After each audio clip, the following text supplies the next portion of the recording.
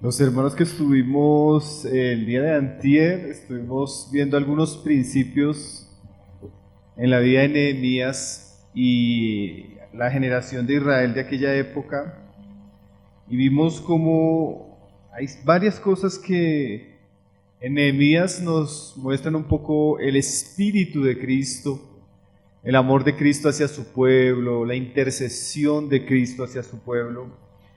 Y vamos a ver otros aspectos más en la vida de Nehemías, y no solo en Nehemías, sino en el pueblo de Dios, que de alguna manera nos muestran principios en la obra de Dios, en la manera como Dios avanza su obra. Y bueno, como decíamos ese día, Nehemías es uno de esos siervos particulares que Dios usó para que la obra de Dios en su tiempo fuera restaurada.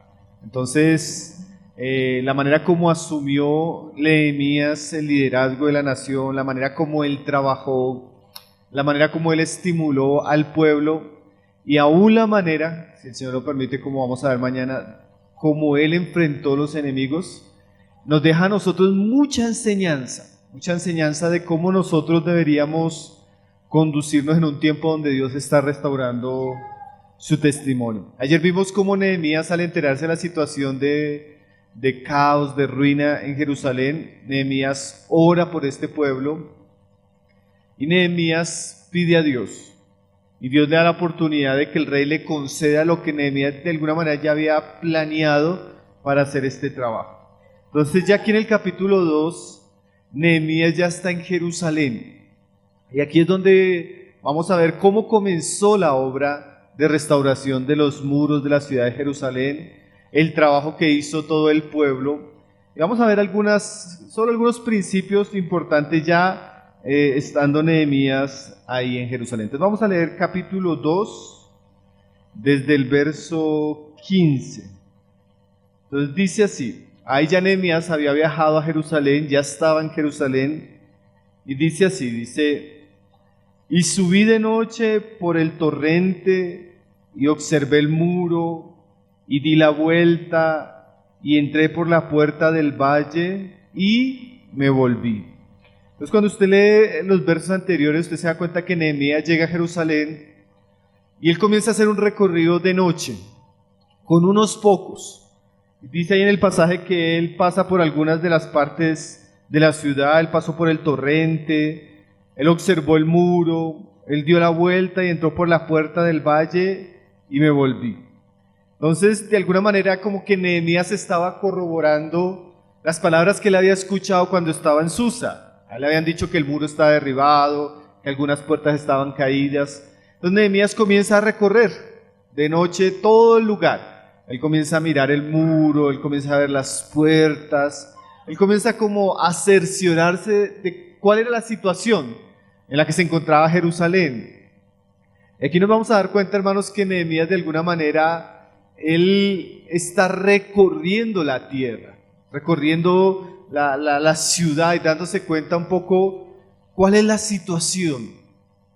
¿Por qué decimos que esto ya es interesante, hermano? Porque Nehemías no solo se deja guiar por el informe que le dieron, sino que él se involucra y él comienza a mirar la situación, a hacer un recorrido, a ver cómo están las cosas.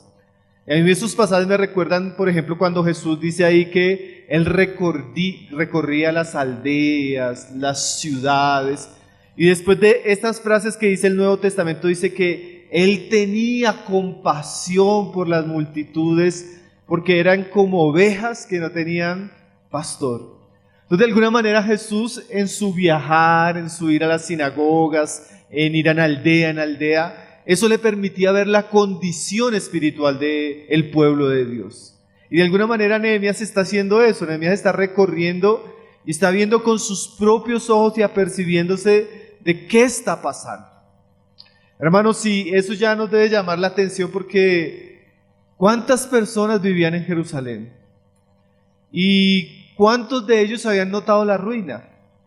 ¿Cuántos de ellos habían notado la situación en la que se encontraban? ¿Sí? De alguna manera a veces las personas se acostumbran a vivir en el caos, se acostumbran a vivir en la ruina, se acostumbran al escombro.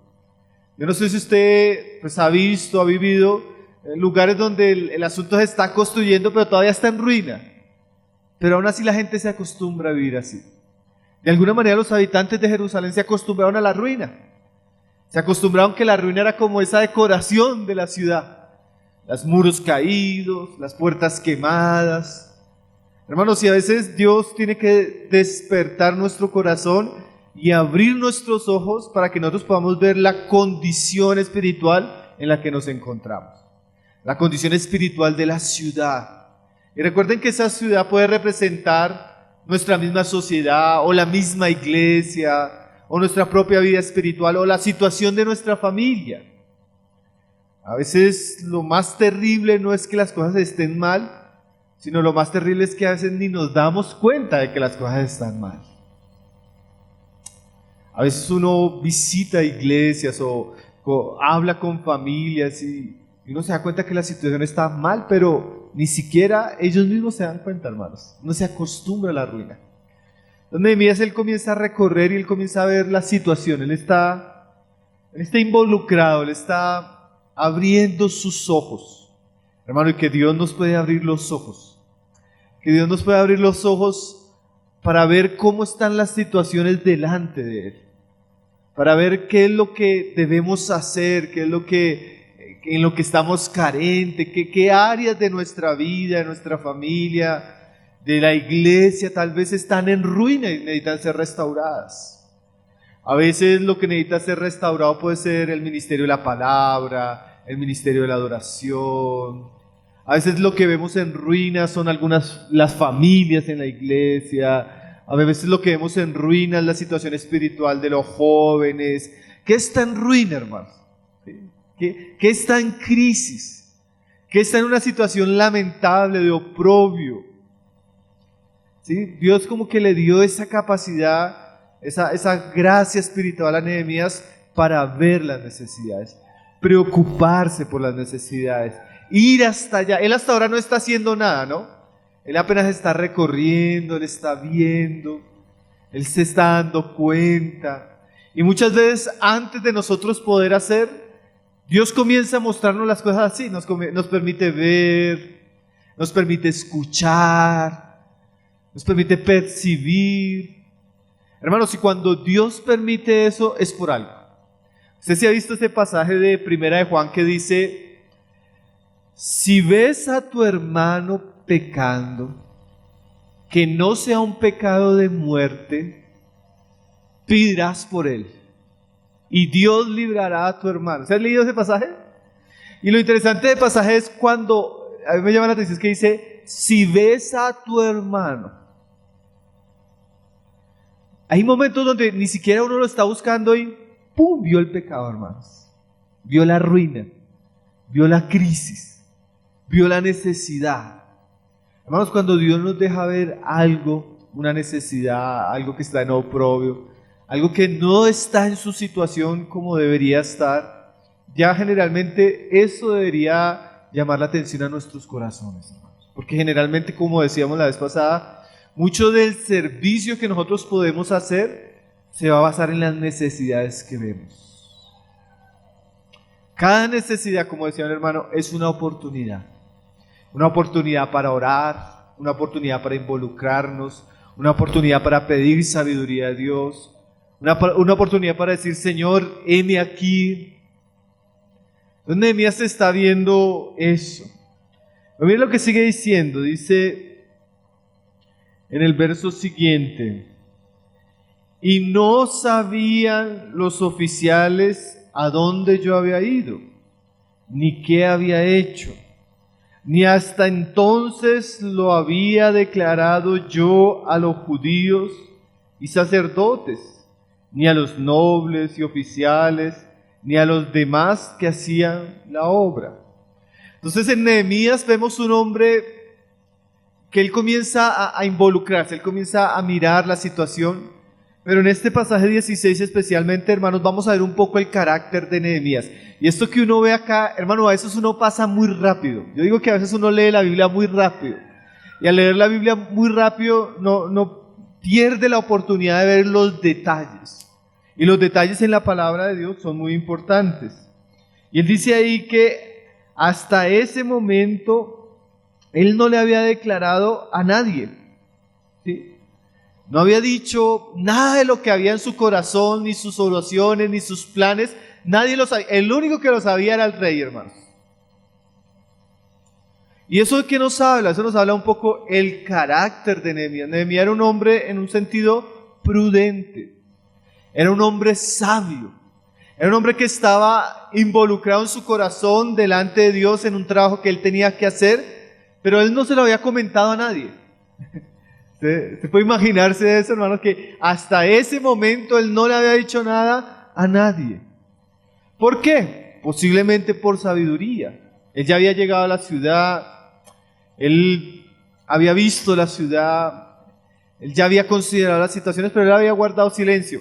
Más adelante usted se va a dar cuenta que ellos tenían enemigos afuera y tenían enemigos adentro. Y seguramente la prudencia de Nehemías en su carácter guardó un poco el proceso y la obra que Dios estaba preparando con Nehemías. En estos días estaba escuchando una enseñanza de Armando Alducin y él estaba explicando ese pasaje cuando dice que Jesús, que Él los enviaba como ovejas en medio de lobos. Entonces ellos tenían que ser mansos como palomas y astutos como serpientes. Yo me preguntaba qué significa astuto como serpiente y el hermano lo explicaba ahí de una manera bien interesante. Él dice que la serpiente, hermano, es un animal muy astuto.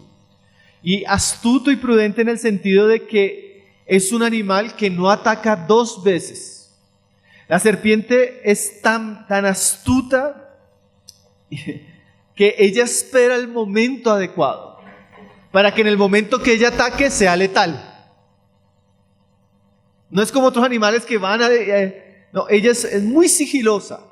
Cuando ella ataca, es en el momento que tiene que atacar. Entonces, sus presas casi no tienen oportunidad. Y Jesús dijo que sus discípulos tenían que ser así. Y Nehemías, él está mirando la situación, él está esperando el momento, él está guardando silencio. Va a llegar un momento donde ahorita vamos a ver que él habla, pero él antes no habla. Hermanos, a mí eso me llamó muchísimo la atención. ¿Por qué? Porque a veces Dios comienza a poner una carga en nuestro corazón. Dios nos comienza a mostrar qué debemos hacer. Y en ese deseo de hacer, yo comienzo a contarle a todo el mundo. Y le cuento a esas personas que no debí contarle, hermanos. Yo abro el corazón con personas que no están en la misma sintonía. Yo abro el corazón con personas que no tienen el mismo propósito. Yo abro el corazón con personas que no tienen el mismo interés. Y ahí suceden problemas, hermano. Yo no sé si a usted le ha pasado. Yo cuando leía estos pasajes, yo entendía varias experiencias que yo había tenido en algún momento. Un hermano acostumbraba a decir, el hermano de Gino acostumbraba a decir: hermano, hable pasito que el diablo tiene oídos. Y yo me ponía a pensar en esa frase: hable pasito que el diablo tiene oídos. Pero es cierto en algunos aspectos, hermano. Hay cosas que de verdad nosotros debemos ser muy sabios a quien se las abrimos. Explicando este pasaje yo decía, mira, hay 4 tipos de personas a las que usted no le debería hablar cosas que Dios le está hablando a su corazón. El primero, hermanos, no le hable a su enemigo. A veces uno tiene enemigos, ¿no? Y a veces el enemigo es hasta un familiar en la carne. ¿Sí? Alguien que no se interesa en las cosas del Señor, que se opone a las cosas del Señor. Y usted comienza a decirle: hermano, imagínese, o fulanito, imagínese que el Señor me está llamando a consagrarme. El Señor me está llamando a servirle en esto. El Señor me está... Y le va a decir: pero... usted es bobo, ¿para qué pierde tiempo en eso? Preocúpese en las cosas que tiene que hacer, Yo no sé si usted le ha abierto su corazón al enemigo, hermanos. Que usted ha hablado y usted comienza a hablar y esa persona comienza a responderle y usted comienza a desanimarse. Usted comienza a sentirse mal porque en vez de recibir apoyo, lo que recibe es oposición. Entonces, hermanos, nosotros debemos tener cuidado a quién le abrimos nuestro corazón, con quién compartimos nuestras cargas. Es más, a veces hasta tiene que haber una sabiduría, porque a veces usted tiene una dificultad, una lucha, y usted se la cuenta a cualquiera, y esa persona usa eso que usted le contó después contra usted. ¿Cierto? Entonces, Nehemías fue muy silencioso, él no abrió su corazón, él a nadie, ni a los que habían viajado con él, porque él viajó con una comitiva, les había contado con cuál propósito él venía. Entonces, no le cuente al enemigo. ¿Sabe a quién otro no le cuente? No le cuente al pesimista. Yo no sé si usted ha conocido ese tipo de persona y usted comienza a contarle, no, le va a ir mal, eso no va a funcionar, eso no sé qué, ¿cómo va a hacerlo usted? El que menosprecia a Dios, el que menosprecia la palabra, hermanos, a veces Dios está queriendo poner en nuestro corazón cosas preciosas y el diablo se va a oponer. Y si nosotros no somos sabios, terminamos exponiendo nuestro corazón, hablando con personas con las que no debimos hablar. Y hay varios que yo podría enumerarle a los que la Biblia siempre nos dice que tengamos cuidado. El chismoso, el envidioso, el contencioso. No abra su corazón, aprenda a ser sabio. Y sobre todo cuando Dios está poniendo algo en su corazón, comience a orar, comience a prepararse, lo que estábamos viendo en estos días, comience a planear. Y pídale a Dios que a las personas que usted pueda abrirle su corazón sean personas que sean compañeros en esa causa, que amen lo mismo, que busquen lo mismo, que caminen en una misma dirección, que puedan ser colaboradores, ¿sí? Y no opositores. Hermano, hay una prudencia, que cuando usted ataque, como la serpiente, usted sea contundente. Cuando usted hable, sea en el momento correcto. ¿Sí? Muchas veces la obra de Dios tiene problemas por eso, porque nosotros no esperamos el momento oportuno para hablar más.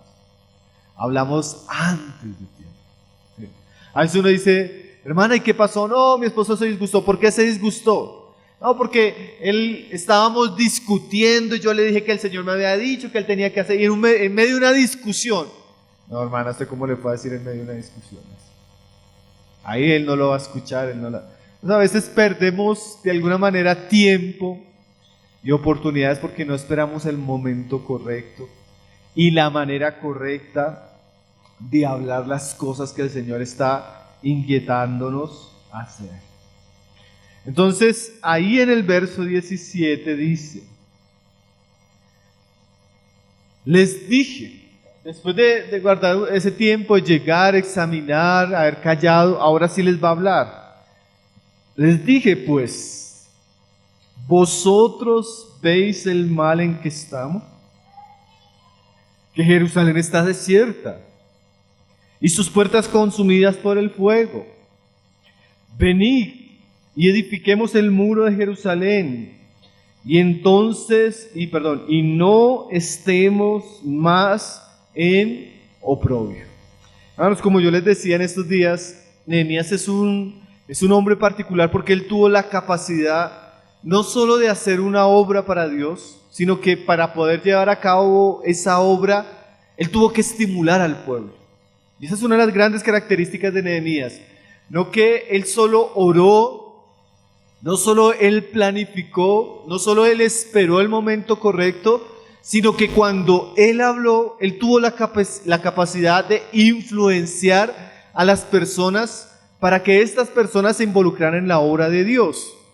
Entonces Nehemías de manera particular es un gran influenciador, no un influencer como los del mundo, sino un influenciador en el sentido de que él entendió la obra de Dios, amó la obra de Dios y despertó a otras personas para que ellas cooperaran en la obra de Dios.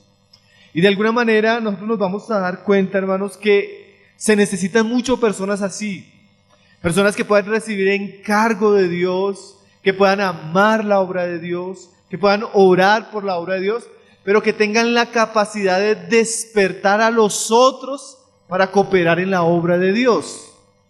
Y Nehemías ahora llega el momento que tiene la oportunidad de tener a los sacerdotes, a los príncipes y al pueblo delante, y él les habla.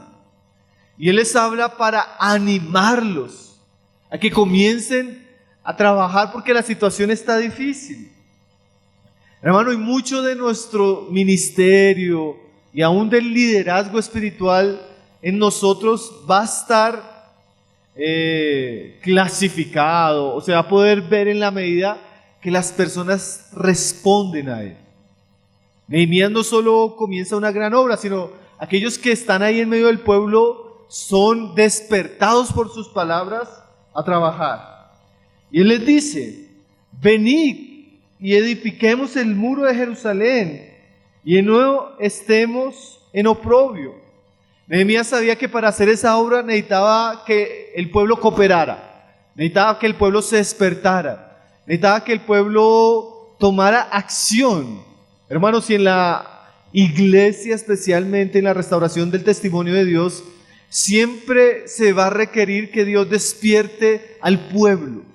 Siempre se va a requerir la mano de todos, ¿sí? Nunca Dios ha avanzado su obra en una generación, por mano de uno o dos, sino siempre ha sido un trabajo colectivo, corporativo. Y hermanos, mucho más ahora en el tiempo de la iglesia.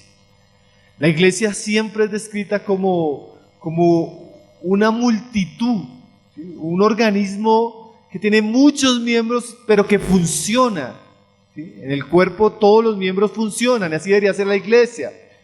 Pero hermanos, necesitamos de alguna manera el Espíritu de Cristo que estaba en Nehemías, así despertando, llamando nuestra atención, llamándonos a trabajar. Este pueblo ya llevaba un buen tiempo en Jerusalén, pero cada uno comenzó a dedicarse a sus asuntos. Por eso la ciudad estaba en ruina, porque ellos de alguna manera habían dejado de restaurar y reedificar la ciudad. Ellos comenzaron con el templo, tuvieron oposición, pararon por un buen tiempo, vinieron los profetas, volvieron a trabajar, pero un momento donde las personas siempre el pueblo va a tener la tendencia a estancarse, a relajarse, a olvidarse que está en una obra. Y Nehemías llega a recordarles que la situación está mal y que ellos necesitan despertar. Hermanos, si era cierto en esos días, también en los nuestros. En nuestros días cada vez más necesitamos una conciencia de que necesitamos despertarnos, de que necesitamos levantarnos, de que la obra no va a prosperar en medio de nosotros si nosotros no nos disponemos, si nosotros no nos involucramos. Y yo creo que todos los que servimos en la casa de Dios tenemos que entender que gran parte de nuestro trabajo no es hacer todo por los demás, sino gran parte de nuestro trabajo es exhortar a los demás para que ellos, cada uno, hagan su parte. Hay una visión que nosotros a veces tenemos equivocada de la iglesia.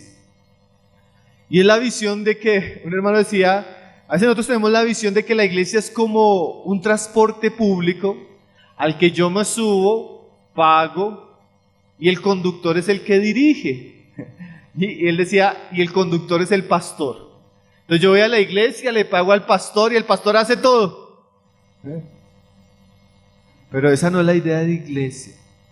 La idea de la iglesia es como una especie de, como ustedes se acuerdan de los picapiedras, esos buses donde todos ponían los pies para andar. ¿Sí? Todos están involucrados. Aquí no pagamos para que uno o dos trabajen, para que el hermano predique, para que el hermano sirva, para que el hermano visite, y los demás estamos de espectadores. Ese no es el cuerpo de Cristo. Y Nehemías entendía eso. Nehemías entendía que tenía que exhortar y hablar al pueblo para que el pueblo ¿qué? Despertara, se involucrara. ¿Sí? Hermanos, si en la medida que cada uno de nosotros somos conscientes y comenzamos a trabajar, las cosas van a cambiar. ¿Saben algo maravilloso de la edificación de este muro? Yo creo que no lo vamos a alcanzar a ver por el tiempo, pero dice así que cada una de las familias que se dispusieron, ellos cada uno construyó la parte del muro que estaba frente a su casa. Miren lo interesante, hermanos. Cada uno tiene una parte frente a su casa a edificar. Todos nosotros, hermano. Puede ser que esa parte de ese muro sea nuestra vida de oración, nuestra vida devocional, la crianza de nuestros hijos, nuestros dones que Dios nos ha dado, los encargos que nos ha puesto, pero cada uno requiere involucrarse. Usted y yo tiene una parte delante suyo, una parte del muro que necesita ser reconstruida. Que si usted no la reconstruye, nadie más la va a reconstruir. Hay cosas que obviamente van a hacer los hermanos en la iglesia por todos, pero hay cosas que son personales, particulares, familiares, que requieren la disposición y el trabajo de cada uno de nosotros. Hermanos, si yo a veces siento que así como Nehemías le decía a ese pueblo, venid y edifiquemos, de manera constante el Espíritu de Cristo nos está diciendo eso. Levántate, edifica, coopera conmigo, trabaja. No te acostumbres a la ruina, no te acostumbres a los escombros, no te acostumbres a la miseria que ves a tu alrededor. Comienza a trabajar. Pon tus manos en el arado, despiértate. ¿Se no ha sentido que es el Señor como que le habla a uno así? Hermanos, necesitamos que Cristo nos despierte en estos días. Necesitamos entender que somos parte de una gran obra. Dios está edificando una gloriosa obra, la iglesia de Cristo. Y esa iglesia, hermanos, requiere la cooperación de cada uno de nosotros. Y así como Nehemías hablaba a esa generación, hermano, urgentemente Cristo está hablando a su iglesia. Y mire cómo Él los anima, porque también no solo les dice, vengan, trabajemos, sino Él les da el testimonio de lo que Dios ha estado haciendo con Él. Porque mire lo que dice el verso 18. Entonces les declaré cómo la mano de mi Dios había sido buena sobre mí. Y asimismo las palabras que el rey me había dicho. Nehemías sabe estimular, hermano, al pueblo. Y la mejor manera de estimular de Nehemías al pueblo es mostrándoles que este propósito no era algo personal.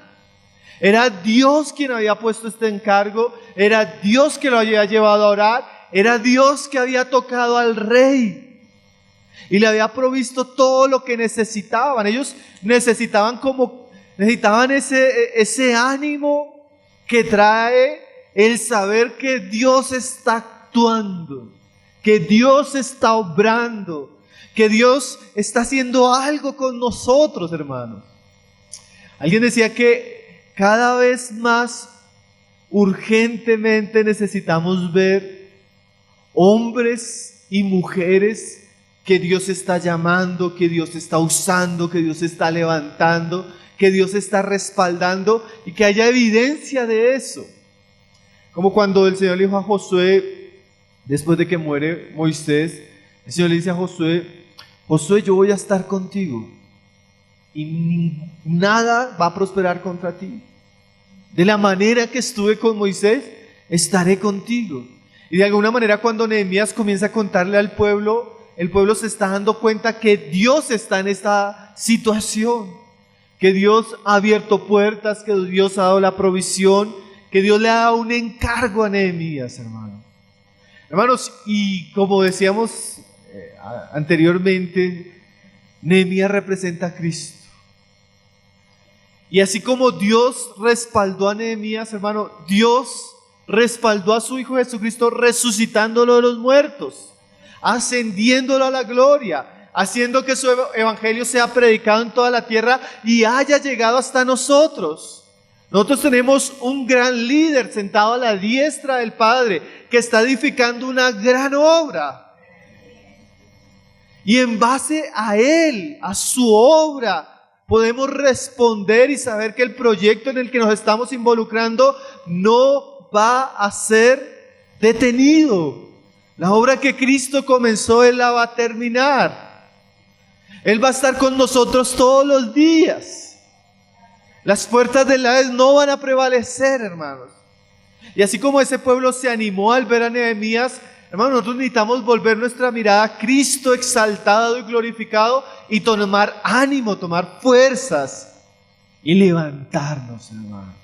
Porque tenemos un gran líder, un gran precursor sentado a la diestra del Padre.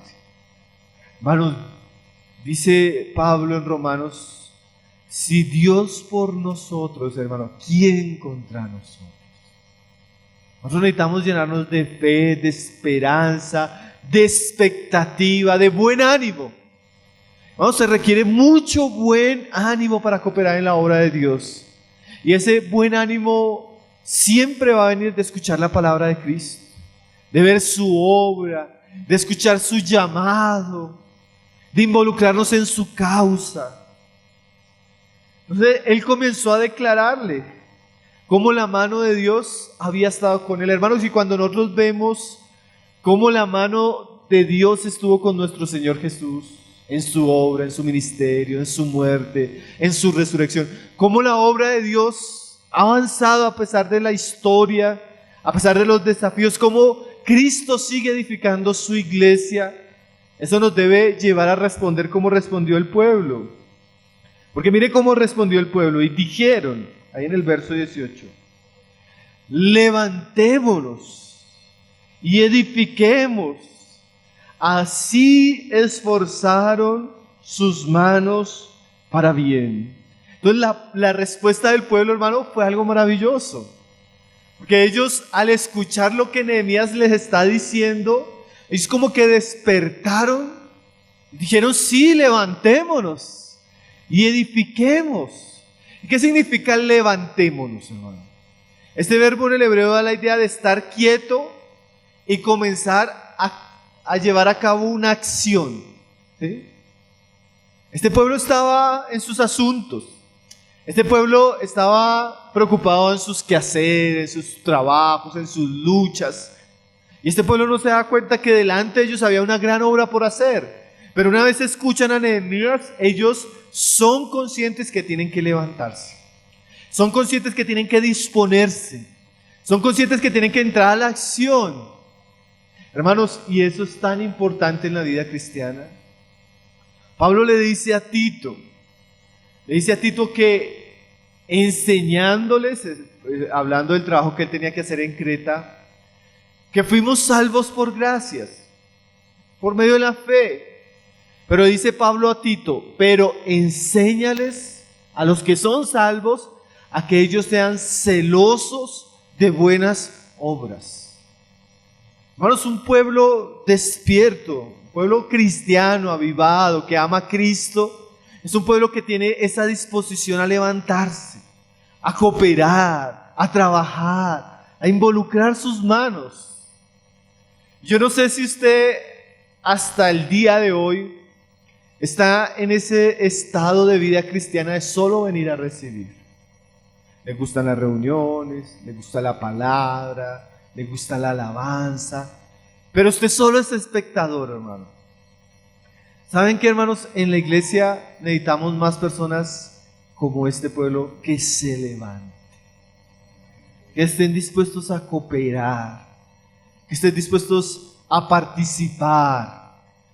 Hermano, yo hace poco tuve una experiencia linda, porque estaba ahí en mi casa y me llamó un hermano. Y él me dice, hermano, quiero hablar con usted. Sáqueme un tiempo. Y le dije, bueno, mi hermano, tal día podemos tomarnos un café y charlamos. Y yo estaba preocupado porque siempre esas llamadas son problemas. Ese tipo de llamadas que así medio misteriosas. Yo dije, ¿qué pasaría? ¿Sería la familia del hermano? ¿Qué sería lo que está sucediendo? Entonces llego y estábamos ahí conversando. Le digo, bueno, mi hermano, ¿qué es lo que quieres decirme? Y me dice, no, hermano, es que hay algo que yo quiero decirle a usted, mi hermano, y quiero que ustedes sepan en la iglesia esto, porque es algo que me está cargando en el corazón. Digo, ¿qué es, mi hermano? Me dice, hermano, yo quiero que ustedes cuenten conmigo, yo quiero servir. En lo que sea que ustedes vean, hermano, yo quiero servir, hermano. Yo quiero servir, hermano. No quiero estar más ahí sentado sin hacer nada. Yo quiero servir, hermano. Hermano, eso es tan precioso cuando Dios comienza a despertar el corazón de los hermanos. Así yo le podría contar testimonios. También hace poco una familia, hermano. Una familia que ellos tienen muchos negocios, son personas muy ocupadas. Pero de verdad, personas que usted ve trabajando de sol a sol, tienen muchas responsabilidades. Ahorita tuvimos un tiempo de conferencias, de hacer esto, de hacer muchas cosas. Y un día me llamaba el marido de esa familia, me decía, hermano Pablo, me llamaba temprano, hermano Pablo, ¿qué necesitan? ¿En qué podemos colaborar? Cuenten con nosotros. Hermano, y a pesar de que son personas muy ocupadas, ellos en su corazón han puesto sus manos en el arado. Todo lo que uno necesita, hermano, son personas involucradas, son familias completas involucradas. Hermano, ¿y cómo la iglesia prospera cuando Dios comienza a despertar los corazones? Cuando comenzamos a decir, levantémonos. Tremendo, ¿no, hermanos? Dios quiere despertar nuestros corazones. Dice, en las palabras que ellos dijeron, levantémonos y edifiquemos. ¿A usted qué le suena la palabra edificar? Construirse, construir algo. Ellos tenían que construir, restaurar el muro, la ruina del muro, las puertas caídas. ¿Sí? Hermanos, y hay muchas cosas que Dios va a hacer a través de nuestro trabajo. Y ese trabajo era un trabajo de, como diríamos nosotros, de construcción, de poner ladrillos, de poner cemento, cargar piedra, levantar escombro. No era un trabajo sencillo, era un trabajo pesado. ¿Saben qué, mi hermano? Usted va a mirar ahorita la lista y era un trabajo pesado y uno diría, para ese trabajo se requiere cierto tipo de personas, ¿cierto? Usted va a mirar la lista y los sacerdotes edificaron, los príncipes edificaron, las mujeres edificaron, o sea, todo el pueblo, hermanos. Póngase usted a pensar en esa escena, hermano. Usted ve a Jerusalén en medio de escombros, de ruina, los muros caídos, y usted comenzará a ver familias, príncipes, sacerdotes, todos quitando el escombro, removiendo las ruinas, trayendo piedra, trayendo madera. ¿Usted puede imaginar eso, hermanos? Espiritualmente la iglesia debe ser así, hermanos. La iglesia es un lugar donde todos estamos construyendo. Unos estamos orando, otros estamos visitando, unos estamos arreglando el salón, unos estamos ofrendando, unos estamos predicando la palabra, unos estamos animando a los otros, unos estamos invitando personas, todos estamos funcionando. Ellos se levantaron, hermano, a edificar. Hermanos, ese pueblo es un ejemplo para nosotros. Ese pueblo es un ejemplo de que Dios quiere que cada uno de nosotros seamos llamados colaboradores suyos. Que cada uno de nosotros pueda hacer una parte. A veces no va a ser de pronto la parte más visible, de pronto no va a ser la parte más conocida, pero hermanos, hay una parte para cada uno de nosotros. Hermanos, nosotros a veces uno tiene experiencias interesantes porque la vez pasada llegamos a la reunión, hermano.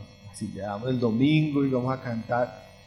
Cuando ya iba a comenzar la reunión y yo volteé a mirar la mesa y no había pan y no había vino, hermano. Yo nunca estoy preocupado ni por el pan ni por el vino, porque hay una hermana que siempre prepara el pan y ese día estaba enferma la hermana. Pero al no haber el pan y el vino, ¿sabe qué me vino al corazón, hermanos? Cuán importante es la hermana que hace el pan y hace el vino. Ella presta un servicio para la iglesia, ¿no? Todos los domingos, de manera fiel, ¿sí? De manera regular. Hermanos, nosotros tenemos una lista de hermanos que asean el salón. Y los otros llegamos el domingo y está todo limpio, todo organizado, y no sabemos que esos tuvieron que llegar a las 6 de la mañana el domingo a asear el salón. Entonces la iglesia, hermano, tiene muchísimos servicios. Y cada servicio es ¿qué? Importante, hermano. Cada servicio es importante. Un hermano me decía, hermano, usted me decía así, hermano, usted ya me ve viejita. Usted ya me ve viejita. Pero ¿sabe qué, hermano? Yo voy con usted en todos sus viajes. Mi oración lo acompaña en todos sus viajes. Hay trabajos visibles, hay trabajos invisibles, hermano. ¿Sí? Tremendo, ¿no, hermanos? Como el pueblo de Dios se mueve de muchas maneras. ¿Sí? Otra vez, otro hermano en estos días nos decía, hermano, yo no puedo ir, yo no puedo participar. Pero mire, hermano, yo he apartado esto para la obra de Dios y dado una ofrenda para esto, hermano. O sea, la iglesia, hermano, tiene muchas maneras de servir y de involucrarse, hermano. No piense que si usted no predica, entonces usted no va a participar, hermano. Hay muchos trabajos, pero necesitamos levantar. Necesitamos disponer nuestras manos para trabajar, porque mire el pasaje lo que dice. Dice, así esforzaron sus manos para bien. Hermanos, este trabajo requiere un esfuerzo, hermanos. La obra de Dios requiere un esfuerzo de nuestras manos. Nuestras manos representan el instrumento de trabajo que Dios nos dio. Hermanos, la obra de Dios requiere manos trabajosas, manos esforzadas, manos dispuestas a hacer lo que otros no hacen. Nosotros, yo les podría contar muchos testimonios, hermanos, preciosos de cómo Dios despierta el corazón. Entre nosotros hay unas hermanas, unas jovencitas. Nosotros comenzamos a predicar hace un tiempo que las solteras tienen cuidado de las cosas del Señor, a diferencia de las casadas. Las casadas ya tienen más responsabilidad. Entonces comenzamos a exhortar a los solteros de que ellos podían servir. Y ahí unas hermanas comenzaron, hermanos, nosotros queremos cooperar, queremos ayudar. Entonces comenzamos a delegarle cosas que no se ven, pero hermanos, son importantísimas. Hay una hermana que nos ayuda con esto, cosas que son importantes. Pero me impactaba que son personas que ya tienen un trabajo secular, su profesión, sacan tiempo para ayudarnos en muchas cosas, pero hace poco sucedió algo interesante. Estábamos cambiándonos de salón, para un salón más grande para la iglesia, entonces necesitábamos más recursos, hermano. Entonces dijimos, hermanos, la próxima semana vamos a recoger una ofrenda especial para el nuevo salón por todos los gastos que se nos vienen. Y bueno, se recogió la ofrenda, los hermanos participaron alegremente, pero una de estas hermanas, miren la historia, hermano, ya tiene su trabajo, ya nos ayuda bastante. Y ella después, no nos lo contó a nosotros entramos por otra parte, ella quedó pensando, dijo, Señor, yo quiero cooperar con esa ofrenda y no tengo, Señor, ¿qué hago? Y ella, hermanos, cogió y se buscó otro trabajo, hermanos. Trabajó doble jornada toda esa semana, hermanos. Y todo lo que trabajó doble lo usó para ofrendar. Hermano, no le digo la edad de esa persona. Porque es jovencita. Y usted se da cuenta cuando Dios despierta el corazón, ¿qué hizo? Esforzó su mano para bien. Yo le pregunto a usted, ¿hace cuánto usted no esfuerza sus manos para bien? ¿Ustedes recuerdan lo que dice la palabra de María cuando ella quiebra el frasco de alabastro? Hermano, el frasco de alabastro era algo costoso. Era el salario de un año de una persona. ¿Cuánto gana una persona, el mínimo aquí en un año, hermanos? Eso es mucho dinero, ¿no? Y esa persona, cuando Jesús dijo que no la molesten, porque ella ha hecho lo que podía. Esta mujer apreció tanto a Jesús, amó tanto a Jesús, que estuvo dispuesto a dar mucho por Jesús, a esforzar su mano, a sacrificar algo de valor. Hermanos, si nosotros tenemos una generación cristiana que lastimosamente no está dispuesta a pagar un precio, no está dispuesta al sacrificio, no está dispuesta a la entrega. Es una generación cristiana que solo quiere recibir, pero no está dispuesta a dar, no está dispuesta a darse. Y aquí esta generación en los días de Nehemías nos da un gran ejemplo. Miren lo que dice ahí: así esforzaron sus manos para bien. ¿Saben qué decía David? David, en un momento que le iba a ofrecer algo para Jehová, él dice: no ofreceré sacrificios a Dios que no me cueste. Hermanos, nuestro servicio a veces nos va a costar tiempo, a veces nos va a costar cansancio, a veces nos va a costar oposición, a veces nos va a costar críticas, a veces vamos a tener que pagar un precio, pero hermanos, vale la pena. Vale la pena. Todo sacrificio, todo esfuerzo vale la pena. Yo hablaba con unos hermanos porque como estábamos en el cambio de salón, habían unos hermanos que el salón les quedaba a 5 minutos caminando. Ellos venían tranquilitos caminando. Entonces ahora nos pasamos a un salón que les queda a 15 minutos. Entonces uno de ellos se me acercó y me dijo: uy, hermano, ahora me queda difícil. Me queda difícil ir a la reunión, 15 minutos. Yo le dije: mire, hermano, tal familia, tal familia, tal familia, tal familia, como 6 familias le nombré, gastan entre hora 15 y hora y 20 minutos por venir a la reunión. ¿Y saben qué, hermano? Llegan primero que usted. Llegan primero que usted, que vivía 5 minutos. Entonces, mi hermano, dispóngase. Si tiene que pagar el precio, dispóngase a pagar el precio, hermano. Que no ofreceremos sacrificio al Señor que no nos cueste. Hermanos, en los días de Malaquías, si usted lee el profeta Malaquías, uno de los pecados de los sacerdotes era que ofrecían cualquier cosa para Jehová. El animal cojo, el animal tuerto, el animal dañado. ¿Saben qué es eso?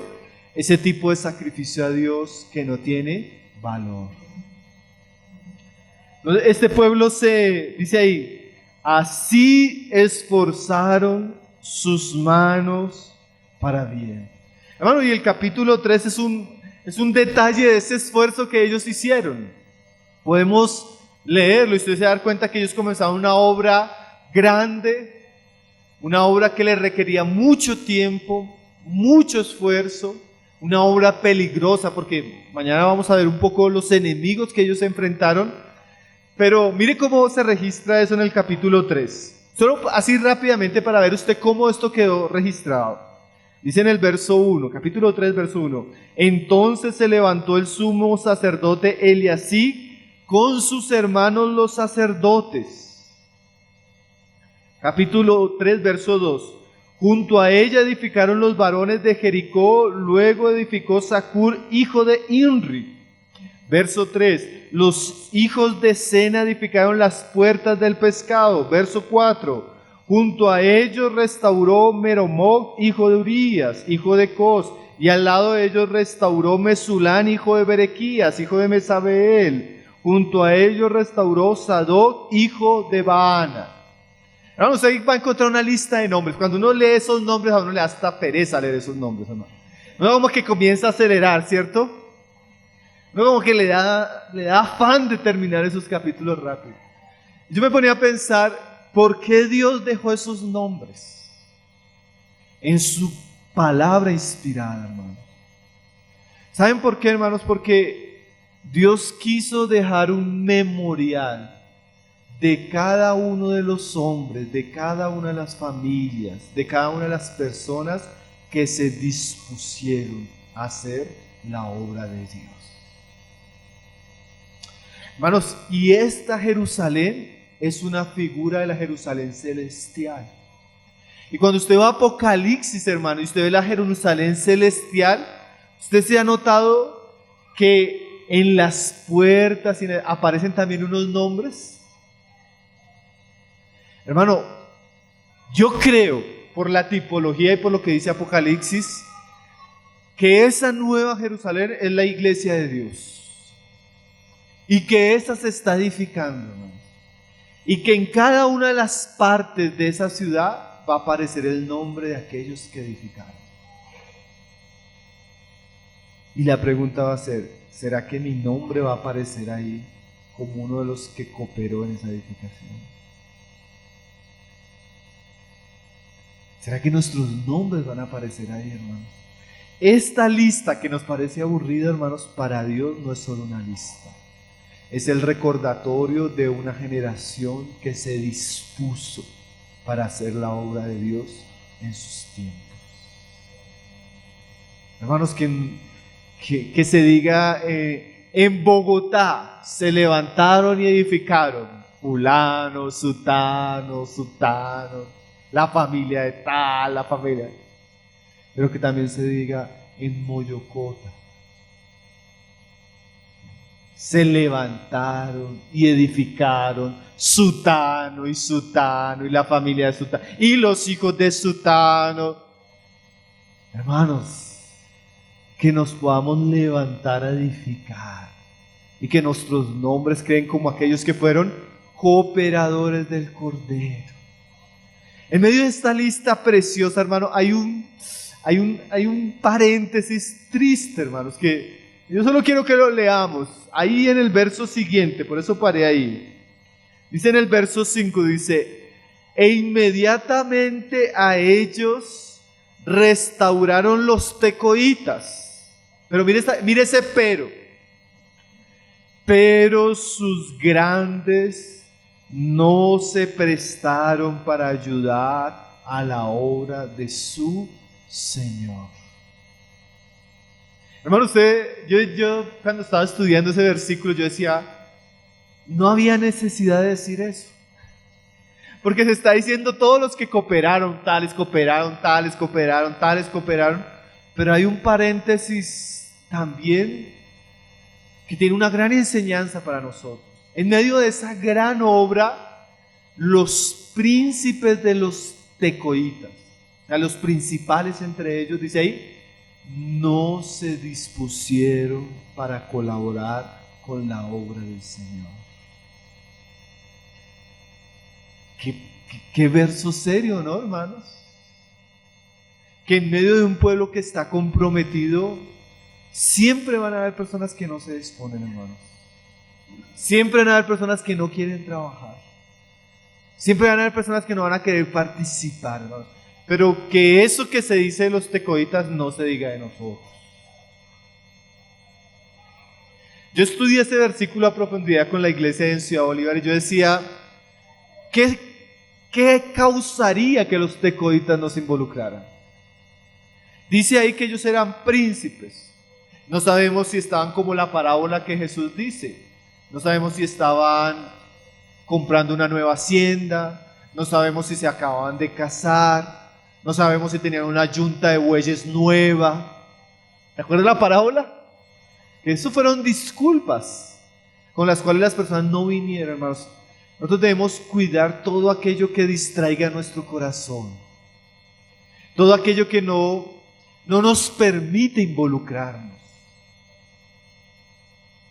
Que no nos suceda lo de los tecoitas, hermanos, sino que nuestro corazón pueda estar dispuesto a participar en la obra de Dios. ¿Saben que este pueblo comprometido, hermanos, en 52 días restauró todo el muro de la ciudad, hermanos, y todas las puertas?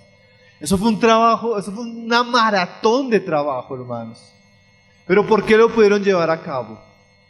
Porque se dispusieron, porque trabajaron juntos, porque cada uno cooperó edificando al frente de su casa, porque no desmayaron ante las adversidades.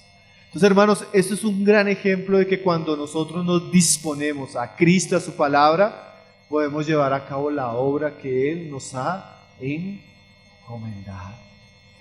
Entonces, que estos pasajes, hermanos, nos despierten, nos animen. Si usted ya está sirviendo, hermano, tome ánimo. Tome ánimo porque hay mucho trabajo. Necesitamos ser valientes, necesitamos ser esforzados, necesitamos ser firmes. En algún momento, yo le decía a los hermanos hace poco, me preguntaban, hermano, pero la iglesia entre ustedes está linda. Y le dije, hermano, pero no siempre fue así. Nosotros pasamos muchos desiertos, muchos tiempos trabajando solo, mucho tiempo trabajando sin recursos, mucho tiempo lidiando con personas que no participaban. Pero un momento que Dios comienza a cambiar las cosas, hermano.